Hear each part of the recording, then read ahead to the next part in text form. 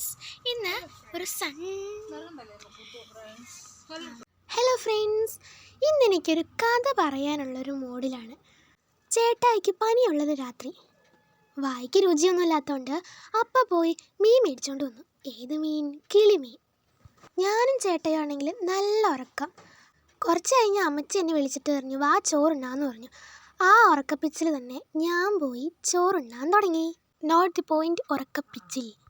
അങ്ങനെ ചോറുണ്ണോണ്ടിരുന്നപ്പോൾ എന്തോ തൊണ്ടയിൽ ഇങ്ങനെ സൂചി കുത്തും പോലെ എനിക്ക് തോന്നി. ഞാൻ അമ്മോട് പറഞ്ഞു, അമ്മ എനിക്ക് ചോറ് കഴിക്കാൻ പറ്റണില്ല.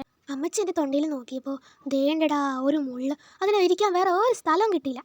പഠിച്ച പണി 18 നോക്കി അതെടുക്കാൻ വേണ്ടിയിട്ട്. എന്ത് ചെയ്താൽ അത് പോരൂല. എന്നിട്ട് രാത്രി പോയി പഴം മേടിച്ചുകൊണ്ട് വന്നിട്ട് എന്നോട് വിഴുങ്ങാൻ പറഞ്ഞു. ഞാൻ വിഴുങ്ങോ? എൻ്റെ ഒറ്റ വാശിക്ക് ആശുപത്രിയിൽ പോയി ആ മുള്ളെടുത്തു. അമ്മ മര്യാദയ്ക്ക് പറഞ്ഞതായിരുന്നു അമ്മ എടുക്കാമെന്ന്. എന്നിട്ട് ഞാൻ സമ്മതിച്ചില്ലല്ലോ. എന്നിട്ടോ പോയത് ഓട്ടോയ്ക്ക്. ഓട്ടോ അങ്ങോട്ടും വിളിച്ചു ഇങ്ങോട്ടും വിളിച്ചു. പിന്നെ ആശുപത്രിയിലും കൊണ്ടുപോയി പൈസ കൊടുത്തു. എന്നിട്ട് ആ നേഴ്സുമാരെൻ്റെ അപ്പോട് ചോദിക്കുക, ചേട്ടാ മീനിന് എത്രയായിരുന്നു വില എന്ന്.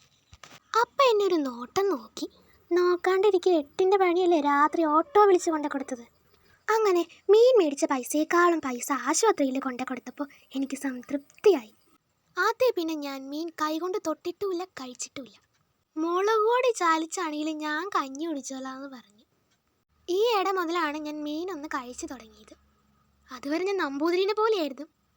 ഇതിൽ ഏറ്റവും വലിയ തമാശ മുള്ളം വറുത്തത് മാത്രമേ ഞാൻ കഴിക്കുമായിരുന്നുള്ളൂ എന്നുള്ളതാണ്. അന്ന് മുള്ളം വറുത്തതിലല്ലേ കൊച്ചേ മുള്ള കൂടുതലെന്ന് പറഞ്ഞ് എല്ലാവരും കളിയാക്കുക. അതൊക്കെ ഒരു കാലം.